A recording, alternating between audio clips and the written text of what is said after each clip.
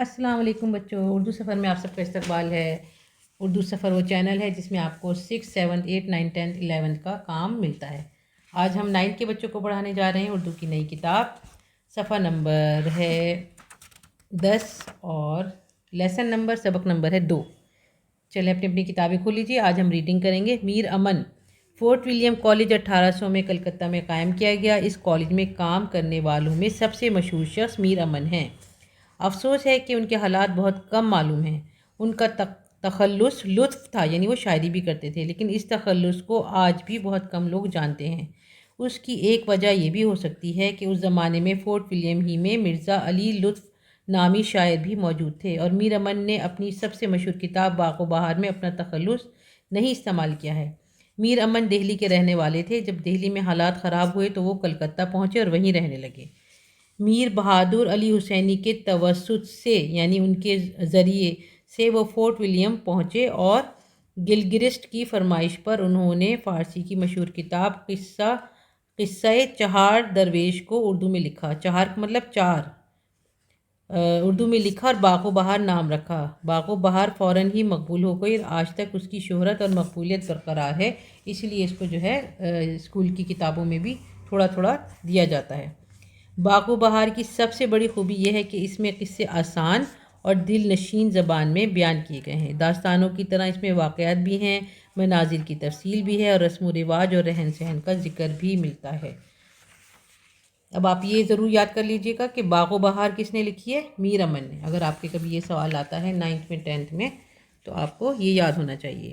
الف لیلا کے قصوں کی طرح اس میں ایک قصہ کہنے والا ہے، بلکہ بعض جگہ تو ایک قصے کے اندر دوسرا قصہ شروع ہو جاتا ہے۔ قصوں میں اخلاقی رنگ بھی ہے، حسن و عشق کی داستان بھی، لیکن یہ سب خوبیاں اسی وقت قابل ذکر ہوتی ہیں جب قصے کی زبان میں صفائی اور زور ہو۔ میر امن کی زبان اتنی سادہ نہیں ہے جتنی بظاہر معلوم ہوتی ہے، لیکن اس میں خواہ کی رنگینی اور پیچیدگی بھی نہیں ہے۔ ان کے پاس عربی، فارسی اور دیسی اور ہر طرح کے الفاظ کا ذخیرہ ہے، اور وہ اسے بڑی خوش اسلوبی سے استعمال کرتے ہیں۔ میر امن کو ہر طرح کا منظر بیان کرنے پر قدرت حاصل ہے۔ جب ہم ان کی تحریر پڑھیں گے نا تو آپ نوٹ کریے گا کہ عربی لفظ کون سے آ رہے ہیں، فارسی لفظ کون سے آ رہے ہیں، ٹھیک ہے۔ چوتھے درویش کی سیر کا جو حصہ پیش کیا جا رہا ہے، اس میں میر امن کی تحریر کی سب خوبیاں نظر آتی ہیں۔ چلیں اب ہم آ جاتے ہیں اپنے سبق کی طرف۔ سیر چوتھے درویش کی۔ زمانہ تحریر لکھا ہوا ہے 1800 سے 1802 تک۔ چوتھا فقیر اپنی سیر کی حقیقت روبرو اس طرح دہرانے لگا۔ روبرو کا مطلب سامنے لانا، بیان کرنا۔ قصہ ہماری بے سروپائی کا اب سنو، ٹک اپنا دھیان رکھ کے میرا حال سب سنو۔ کس واسطے میں آیا ہوں یہاں تک تباہ ہو، سارا بیان کرتا ہوں اس کا سبب سنو۔ ٹھیک ہے، اس کا مطلب یہ ہے کہ میری مجبوری کا قصہ سنو۔ بے سروپائی کا مطلب میری مجبوری کا، کچھ میرے پاس نہیں تھا، میں ایسا اکیلا تھا، تنہا تھا۔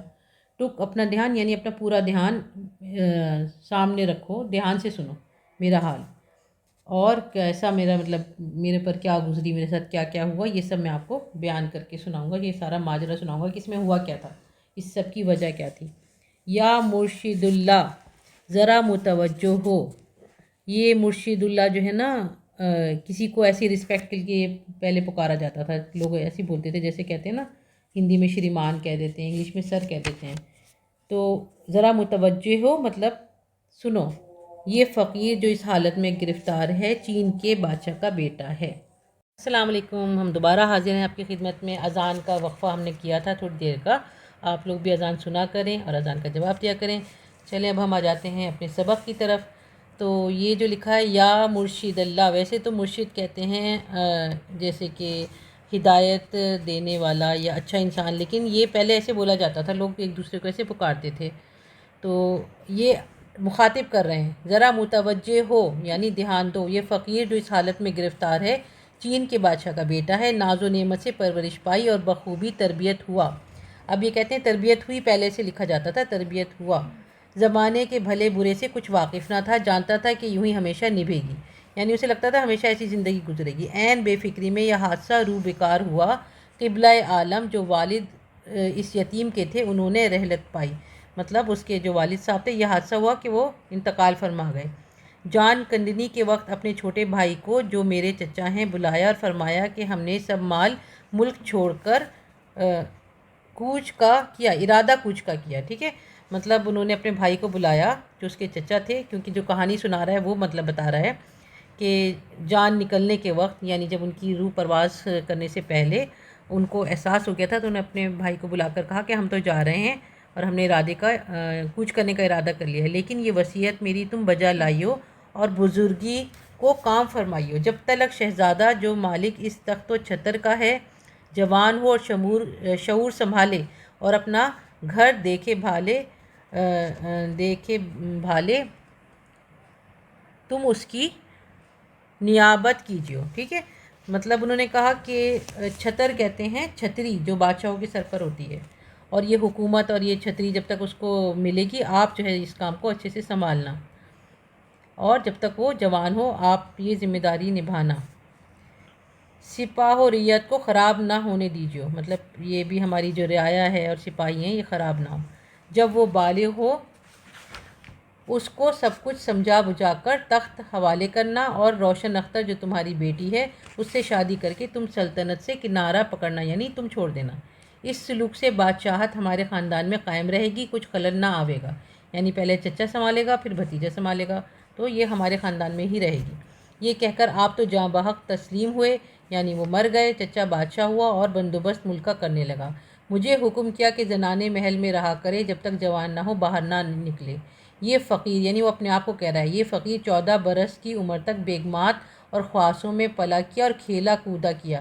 پیچھے جیسے لکھا تھا نا تربیت کیا، ایسے لکھا ہوا ہے کہ وہ وہاں پہ پلا اور کھیلا کودا۔ چچا کی بیٹی سے شادی کی خبر سن کر شاد تھا، یعنی خوش تھا، اور اس امید پر بے فکر رہتا اور دل میں کہتا کہ اب کوئی دن میں بادشاہت بھی ہاتھ لگے گی اور قد خدائی بھی ہوگی۔ دنیا با امید قائم ہے، وہ سوچ رہا تھا کہ بس اب میں بادشاہ بن جاؤں گا۔ ایک حبشی مبارک نام کو والد مرحوم کی خدمت میں تربیت ہوا تھا اور اس کا بڑا اعتبار تھا، مطلب ایک غلام تھا حبشی جس کا نام تھا مبارک، اور اس کے والد کا بہت وہ تھا بھروسے کے لائق، مطلب نوکر تھا، صاحب شعور اور نمک حلال تھا، کبھی بھی اس نے بے وفائی نہیں کی تھی۔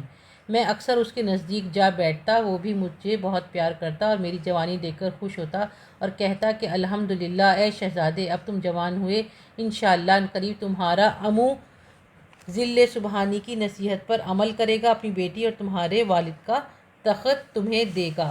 امو کا مطلب ہے چچا، یہ بھی عربی کا ورڈ ہے، ٹھیک ہے۔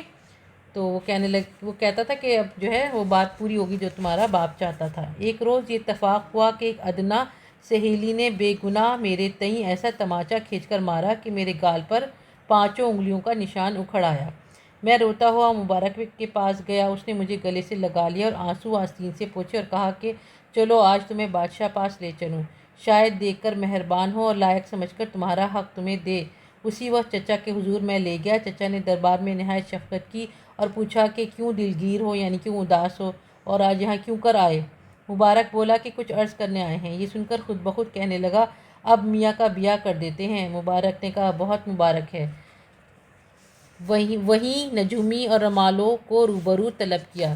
نجومی یعنی جو جن سے فیوچر وغیرہ پوچھے جاتے ہیں، رمال بھی وہی لوگ ہوتے ہیں جن سے کسی طریقے سے لوگ جو ہے وہ کیا کرتے تھے، مطلب کچھ حساب کتاب لگوا کے کچھ معلوم کرتے تھے کہ یہ صحیح ہے یا غلط ہے، ٹھیک ہے۔ روبرو یعنی سامنے بلایا، طلب کیا یعنی اپنے پاس بلایا، اور اوپری دل سے، یعنی کہ دل ہی چاہ رہا تھا اس کا، اوپری دل سے پوچھا کہ اس سال کون سا مہینہ اور کون سا دن اور گھڑی مہورت مبارک ہے کہ سر انجام شادی کا کروں، مطلب شادی کے لیے کون سا دن اچھا رہے گا۔ انہوں نے مرضی پا کر گن گن کر عرض کی کہ قبلہ عالم یہ برس سارا نحس ہے، مطلب منحوس ہے، کسی چاند میں کوئی تاریخ صاد نہیں ٹھہرتی، مطلب مبارک نہیں ہے۔ اگر یہ سال تمام بخیر و عافیت کٹے تو آئندہ کار خیر کے لیے بہتر ہے۔ تو وہ جو نجومی وغیرہ تھے انہوں نے کہہ دیا کہ اس سال تو کوئی بھی دن ایسا نہیں ہے، آپ اگلے سال کر لیجیے گا، کیونکہ اگر یہ سال خیریت سے گزر جائے تو اگلے سال شادی کا ارادہ کریے گا۔ بادشاہ نے مبارک کی طرف دیکھا اور کہا کہ شہزادے کو محل میں لے جا، خدا چاہے تو اس سال کے گزرنے سے اس کی امانت اس کے حوالے کر دوں گا، خاطر جمع رکھے اور پڑھے لکھے، مطلب یہ ٹائم جو ہے اپنا پڑھائی میں لگا لے۔ مبارک نے سلام کیا اور مجھے ساتھ لیا، محل میں پہنچا دیا۔ 2-3 دن کے بعد میں مبارک کے پاس گیا، مجھے دیکھتے ہی رونے لگا۔ میں حیران ہوا اور پوچھا کہ دادا خیر تو ہے، تمہارے رونے کا کیا باعث ہے؟ باعث کا مطلب وجہ۔ تب وہ خیر خواہ یعنی بھلا چاہنے والا مجھے دل و جان سے چاہتا تھا، بولا کہ میں اس روز تمہیں اس ظالم کے پاس لے گیا، کاش کہ اگر یہ جانتا تو نہ لے جاتا۔ میں نے گھبرا کر کہا، میرے جانے میں کیا ایسی قباحت ہوئی، یعنی ایسی کیا پریشانی آ گئی، کہو تو صحیح۔ تب اس نے کہا کہ سب امیر اور وزیر ارکان دولت چھوٹے بڑے تمہارے باپ کے وقت کے تمہیں دیکھ کر خوش ہوئے اور خدا کا شکر کرنے لگے کہ اب ہمارا صاحبزادہ جوان ہوا اور سلطنت کے لائق ہوا، اب کوئی دن میں حقدار کو ملے گا۔ مطلب وہ بھی انتظار میں بیٹھے ہوئے تھے کہ یہ شہزادہ جو ہے آ کے حکومت سنبھالے گا، تو وہ خوش ہو رہے تھے۔ تب ہماری قدردانی کرے گا، یعنی سوچے گا کہ یہ میرے باپ کے زمانے کے نوکر ہیں اور امیر ہیں، وزیر ہیں، اور خانہ زاد موروثیوں کی قدر سمجھے گا۔ موروثیوں کا مطلب وہی ہے کہ ان کے باپ کے زمانے کے چلے آ رہے تھے، خدمت گزار تھے نا وہ پہلے سے۔ یہ خبر اس بے ایمان کو پہنچی، مطلب چچا کو پہنچ گئی، اور اس کو لگا کہ بس اب میرے تو ہاتھ سے حکومت نکلنے والی ہے۔ اس کی چھاتی پر سانپ پھر گیا۔ مجھے خلوت میں بلا کر کہا، یعنی تنہائی میں بلا کر کہا، اے مبارک، اب ایسا کام کر کے شہزادے کو کسی فریب سے مار ڈال اور اس کا خطرہ میری جی سے نکال۔ مطلب جو یہ خطرہ میرے دل میں منڈلا رہا ہے کہ اب حکومت میرے ہاتھ سے چھن جائے گی، تو یہ میرے دل سے نکال۔ جو میری خاطر جمع ہو، تب سے میں بے حواس ہو رہا ہوں کہ تیرا چچا تیری جان کا دشمن ہوا۔ جو ہی مبارک سے یہ خبر نامبارک میں نے سنی، بغیر مارے مر گیا۔ مطلب یہ کہ میں اندر سے ٹوٹ گیا یہ خبر سن کر، اور جان کے ڈر سے اس کے پاؤں پر گر پڑا کہ واسطے خدا کے میں سلطنت سے گزرا، کسو طرح میرا جی بچے۔ اس غلام با وفا نے میرا سر اٹھا کر چھاتی سے لگایا اور جواب دیا کہ کچھ خطرہ نہیں، ایک تدبیر مجھے سوجھی ہے، اگر راست آئی تو کچھ پرواہ نہیں، زندگی ہے تو سب کچھ ہے۔ مطلب وہ بھی سن کے بہت پریشان ہوا، تو اس کا جو وفادار وہ تھا غلام، اس نے تھوڑی تسلی دی۔ اغلب ہے کہ اس فکر سے تیری جان بھی بچے اور اپنے مطلب سے کامیاب ہو۔ یہ بھروسہ دے کر مجھے ساتھ لے کر اس جگہ جہاں بادشاہ مغفور یعنی والد اس فقیر کے سوتے بیٹھتے تھے گیا اور میری بہت خاطر جمع کی۔ وہاں ایک کرسی بچھی تھی، ایک طرف مجھے کہا اور ایک طرف آپ پکڑ کر صندلی کو سرکایا۔ صندلی کا مطلب ہوتا ہے کرسی۔ اور کرسی کے تلے کا فرش اٹھایا اور زمین کو کھودنے لگا۔ ایک بارگی ایک کھڑکی نمود ہوئی، مطلب نمود ہوئی کا مطلب نظر آئی کہ زنجیر اور قفل اس میں لگا ہے۔ زنجیر یعنی چین اور قفل کا مطلب ہے تالا۔ مجھے بلایا، میں اپنے دل میں مقرر یہ سمجھا کہ میرے ذبح کرنے اور گاڑ دینے کو یہ گڑھا اس نے کھودا ہے۔ مطلب وہ سوچنے لگا کہ شاید یہ مجھے یہاں پر اندر بند کر دے گا، قید کر دے گا، مار دے گا۔ موت آنکھوں کے آگے پھر گئی، لاچار چپکے چپکے کلمہ پڑھتا ہوا نزدیک گیا۔ دیکھتا ہوں تو اس دریچے کے اندر عمارت ہے اور 4 مکان ہیں، ہر ایک دالان میں 10 خمیں سونے کی زنجیروں میں جکڑی ہوئی لٹکتی ہیں، اور ہر ایک گولی کے منہ پر ایک سونے کی اینٹ اور ایک بندر جڑاؤ کا بنا ہوا بیٹھا ہے۔ مطلب وہ جو کھولا تو اس میں اسے بہت ساری چیزیں نظر آئیں، گھر بھی نظر آئے، بندر نظر آئے اور سونے کی اینٹ نظر آئیں، بہت ساری چیزیں دیکھی۔ 39 گولیاں چاروں مکان میں گنی، 39 مطلب 39، اور ایک خم کو دیکھا کہ منہ اشرفیاں بھری ہیں، اس پر نہ میمون ہے نہ خشت ہے، اور ایک حوض جواہر سے لبالب بھرا ہوا دیکھا۔ حوض ہوتا ہے جس میں پانی ہوتا ہے، تو وہ اس سے بھرا ہوا تھا، جواہرات یعنی قیمتی جیسے سٹونز ہوتے ہیں، پتھر ہوتے ہیں، اس سے بھرا ہوا تھا۔ تو پھر کیا ہوا کہ اس پر نہ میمون ہے نہ خشت ہے۔ یہ لفظ ہم آپ کو دیکھ کر بتائیں گے کہ اس کا جب ہم الفاظ معنی کرائیں گے اور سوال جواب کرائیں گے نا، تب آپ کو سمجھا دیں گے۔ خشت کا مطلب اینٹ ہی ہوتا ہوگا شاید۔ میں نے مبارک سے پوچھا کہ اے دادا، یہ کیا طلسم ہے اور کس کا مکان ہے؟ مطلب یہ کیسی جادوئی جگہ ہے اور یہ کس کام کے ہیں؟ بولا کہ یہ بوزنے جو دیکھتے ہو، ان کا یہ ماجرا ہے کہ تمہارے باپ نے جوانی کے وقت سے ملک صادق جو بادشاہ جنوں کا ہے اس کے ساتھ دوستی اور آمد و رفت پیدا کی تھی۔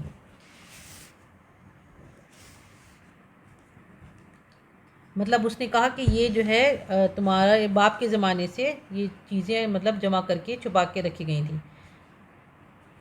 یہ میں آپ کو آسانی سے آسان لفظوں میں سے بتاتی ہوں کہ وہ جہاں پر اس کا باپ بیٹھتا اٹھتا تھا وہاں وہ اسے لے گیا اس کا غلام جس کا نام تھا مبارک شہزادے کو، اور انہوں نے کرسی کے پیچھے تہ خانہ دکھایا جس میں سونا چاندی اور جواہرات رکھے ہوئے تھے۔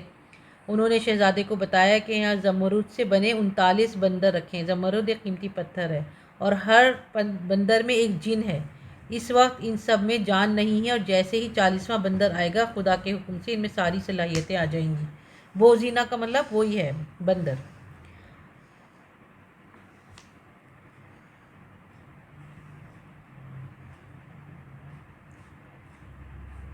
تو اس کا مطلب جنوں کا بادشاہ جو تھا اس سے اس کا ملنا جلنا تھا، دوستی تھی، آمد و رفت، آنا جانا، ٹھیک ہے۔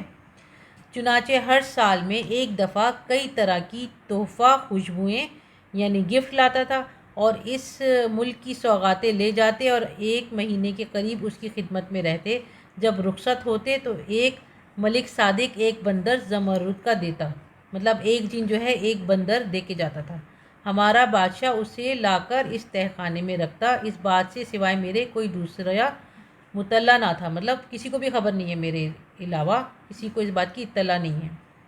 ایک مرتبہ غلام نے عرض کی کہ جہاں پناہ لاکھوں روپے کے تحفے لے جاتے ہیں اور وہاں سے ایک بوزینہ پتھر کا مردہ آپ لے آتے ہیں، مطلب یہاں سے بہت سارے تحفے لوگ لے جاتے ہیں اور آپ کو ایک پتھر کا بندر لا دیتے ہیں، وہ بھی مطلب مردہ، کوئی ایسی کوئی خاص چیز نہیں ہے، اس کا آخر فائدہ کیا ہے؟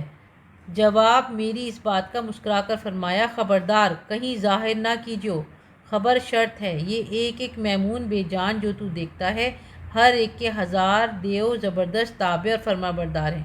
اس نے ایک دم مطلب اس کو خاموش کر دیا اور کہا کہ چپ ہو جاؤ اور یہ بات کسی کو مت بتانا، یہ ایک ایک جو بندر ہے اس میں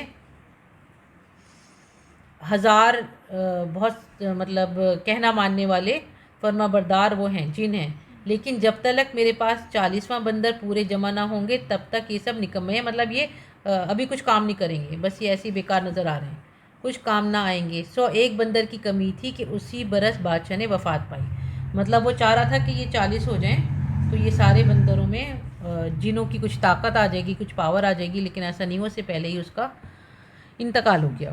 اتنی محنت کچھ نیک نہ لگی، اس کا فائدہ ظاہر نہ ہوا۔ اے شہزادے، تیری یہ حالت بے کسی کی دیکھ کر مجھے یاد آیا اور یہ جی میں ٹھہرایا کسو طرح تجھ کو ملک صادق کے پاس لے چلوں اور تیرے چچا کا ظلم بیان کروں۔ غالب ہے کہ وہ دوستی تمہارے باپ کی یاد کر کر ایک بوزنا جو باقی ہے تجھے دے، مطلب وہ کہنے لگا میں تمہیں اسی کے پاس لے کر جاتا ہوں جو تمہارے باپ کا دوست تھا، ہو سکتا ہے وہ اس دوستی کا وہ کرے، خیال کرے اور آپ کو جو لاسٹ وہ دینا رہ گیا تھا وہ دے دے، اور چین ماچین کی سلطنت تو بخاطر جمع کرے، اور بالفعل اس حرکت سے تیری جان بچتی ہے، اگر اور کچھ نہ ہو تو اس ظالم کے ہاتھ سے سوائے اس تدبیر کے اور کوئی صورت مخلصی کی نظر نہیں آتی۔ میں نے اس کی زبانی یہ سب کیفیت سن کر کہا کہ دادا جان، آپ تو میری جان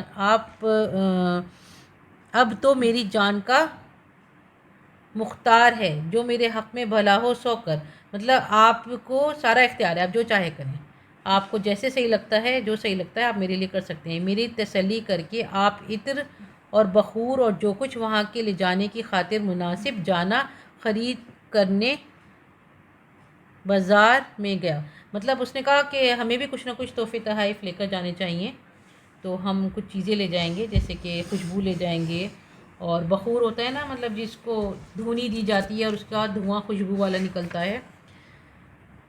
دوسرے دن میرے اس کافر چچا کے پاس جو بجائے ابو جہل کے تھا گیا اور کہا، جہاں پناہ شہزادے کے مار ڈالنے کی ایک صورت میں نے دل میں ٹھہرائی ہے، اگر حکم ہو تو عرض کروں۔ وہ کمبخت خوش ہو کر بولا، وہ کیا تدبیر ہے؟ تب مبارک نے کہا کہ اس کے مار ڈالنے میں سب طرح آپ کی بدنامی ہے، مطلب آپ پر نام آئے گا، مگر میں اسے باہر جنگل میں لے جا کر ٹھکانے لگاؤں اور گاڑ داپ کر چلاؤں، ہرگز کوئی محرم نہ ہوگا کہ کیا ہوا۔ وہ کہنے لگا آپ جو ماریں گے تو آپ کا نام آئے گا، اس لیے ہم کچھ اور طریقہ سوچتے ہیں۔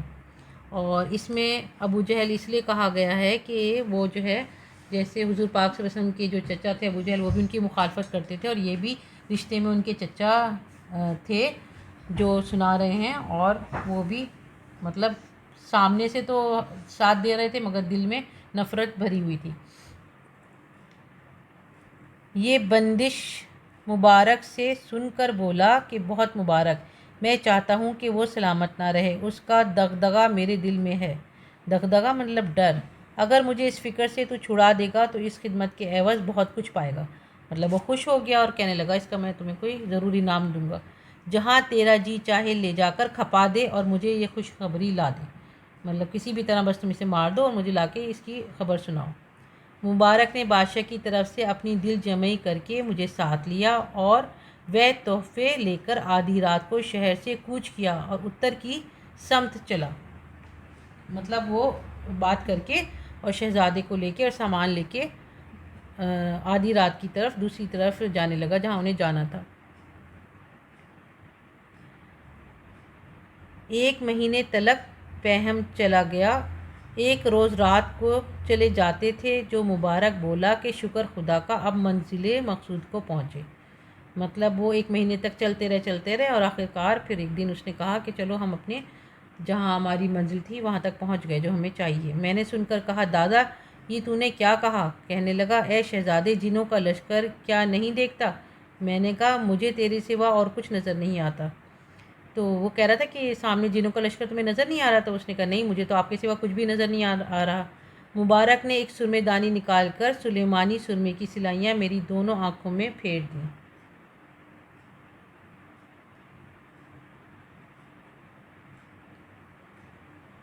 اس کے بعد کیا ہوا کہ دونوں آنکھوں میں پھیر دیں، وہیں جنوں کی خلقت اور لشکر کے تنبو قنات نظر آنے لگے۔ مطلب جیسے اس نے پھیری تو اس کو بہت سارے جنوں کی مخلوق نظر آنے لگی اور لشکر یعنی بہت سارے تھے اور ان کے رہنے کی جگہ تھی، تنبو اور قنات وغیرہ جو بھی انہوں نے لگا رکھے تھے، لیکن سب خوش رو اور خوش لباس یعنی بہت خوبصورت بھی تھے اور انہوں نے اچھے اچھے خوبصورت لباس پہن رکھے تھے۔ مبارک کو پہچان کر ہر ایک آشنائی کی راہ سے گلے ملتا اور مزاحیں کرتا، اور وہ سب جو ہے جانتے تھے نا تو وہ سب آ کے آشنائی کی وجہ سے جان پہچان کی وجہ سے آنے لگے، گلے ملنے لگے، ہنسی مذاق کرنے لگے، ملنے لگے۔ مطلب آخر جاتے بادشاہی سراچوں کے نزدیک گئے اور بارگاہ میں داخل ہوئے۔ دیکھتا ہوں تو روشنی قرینے سے روشن ہے۔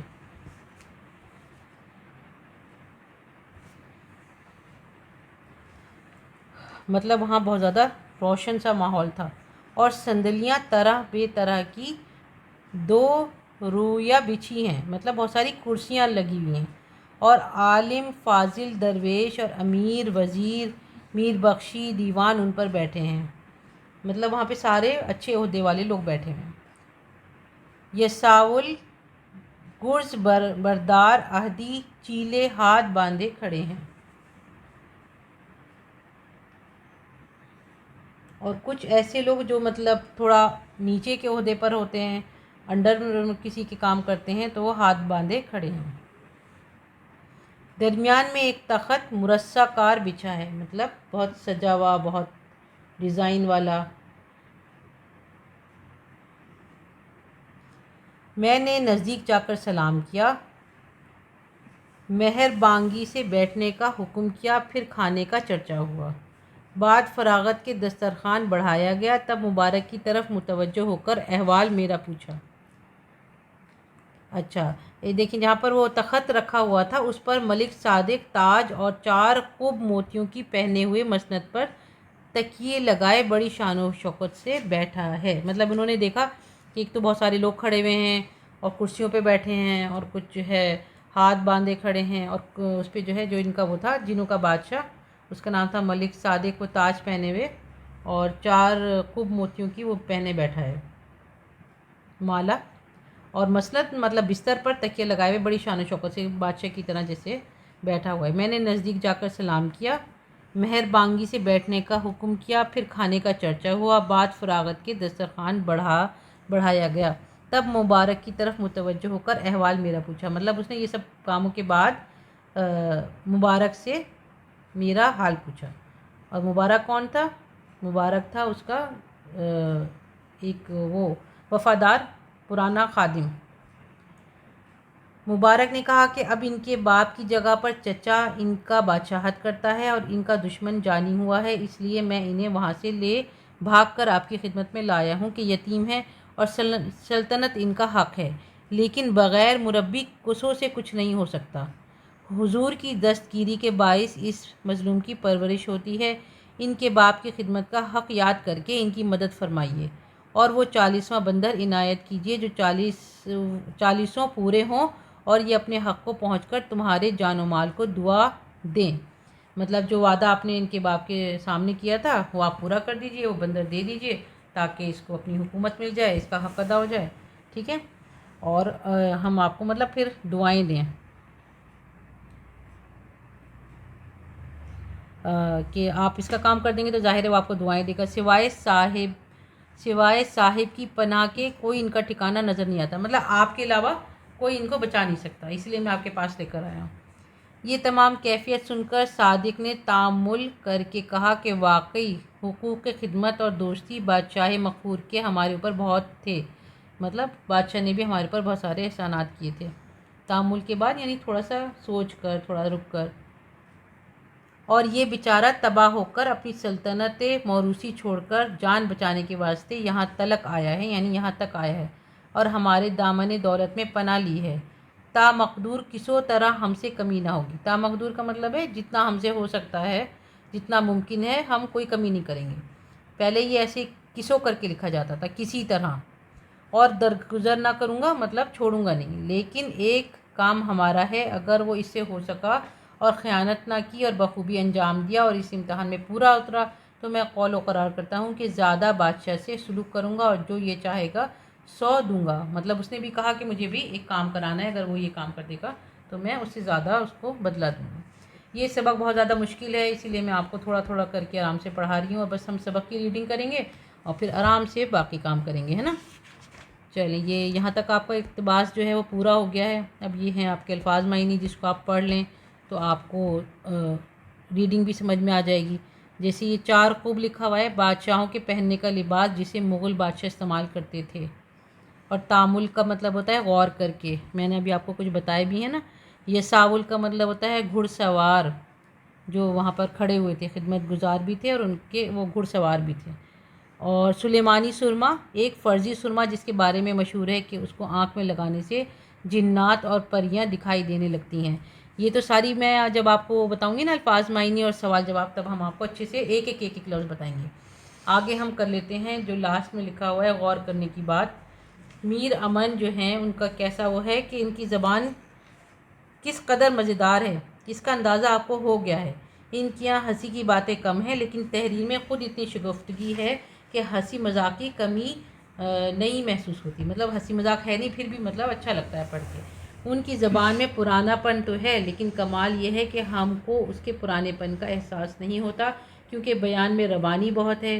مندرجہ ذیل فقروں پر غور کیجیے، سوچیے آج آپ انہیں کس طرح لکھیں گے۔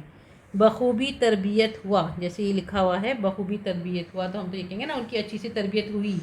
والد اس یتیم کے تھے، اس تخت والد اس یتیم کے تھے، یہ عجیب سی بات ہے۔ یتیم تو ہم یہ کہیں گے نا وہ بعد میں یتیم ہوا، اس کے والد تھے وہ بعد میں یتیم ہوا، لیکن انہوں نے کیسے لکھا ہے والد اس یتیم کے تھے۔ مالک اس تخت و چھتر کا ہے، سلطنت سے کنارہ پکڑنا یعنی سلطنت چھوڑ دینا۔ میرے تئیں ایسا تماچا کھینچ کر مارا یعنی مجھے، میرے مارا۔ اس طرح کے الفاظ اور فقرے چن کر اپنی کاپی میں لکھیے۔ کہو تو صحیح کی جگہ اب کہتے ہیں کہو تو صحیح، مطلب سین سے لکھا جاتا ہے، پہلے سواد سے لکھا ہوا تھا، لیکن ممکن ہے میر امن نے اس طرح نہ لکھا ہو، بعد کے لوگوں نے صحیح کو صحیح کر دیا ہو سواد سے اور اس طریقے سے دوہے کے ساتھ۔ جو میری خاطر جمع ہو، جو کے معنی تاکہ ہیں، جو یعنی بہت سے معنوں میں استعمال ہوتے ہیں، مثلاً وہ جو آیا تو روتا ہوا یعنی وہ جس طرح آیا، جس حالت میں آیا۔ جو مانو تو سب کچھ ہے، نہ مانو تو کچھ نہیں، یعنی اگر مانو تو سب کچھ ہے اور نہ مانو تو کچھ نہیں۔ جو آیا ہنستا ہوا گیا یعنی جو شخص آیا۔ جو دن گزرا برا گزرا یعنی ہر وہ دن جو گزرا، جو دن ہر دن۔ گھنٹہ جو بجا تو لوگ چونکے یعنی جب گھنٹہ بجا، تو جو ہے کئی طریقے سے استعمال ہوتا ہے۔ اس طرح کے معنی ظاہر کرنے والے جملے آپ بھی بنائیے۔ صادق نے تأمل کر کے کہا کہ بعد جو عبارت ہے وہ کئی جملوں کی ہے، یہ سب جملے ملک صادق کی زبان سے کہلائے گئے ہیں۔ غور کیجیے کہ کتنی لمبی بات ہے، لیکن چھوٹے چھوٹے جملوں کو آپس میں ایسا گانٹھ دیا ہے کہ بالکل بھاری نہیں معلوم ہوتی۔ اس طرح کی عبارتیں سبق میں اور بھی ہیں، ان پر نشان لگائیے۔ اس اقتباس میں پلا کیا اور کھیلا کودا کیا جیسے افعال پر غور کیجیے.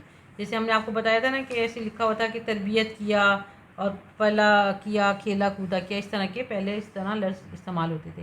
یہ ماضی استمراری کی ایک شکل ہے. ماضی گزرے ہوئے زمانے کو کہتے ہیں.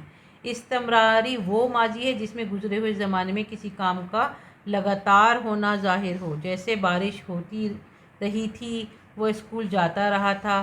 اکثر اس آخری تھا کو نہیں لکھتے، چنانچہ بارش ہوتی رہی وہ اسکول جاتا رہا بھی استمراری ہیں.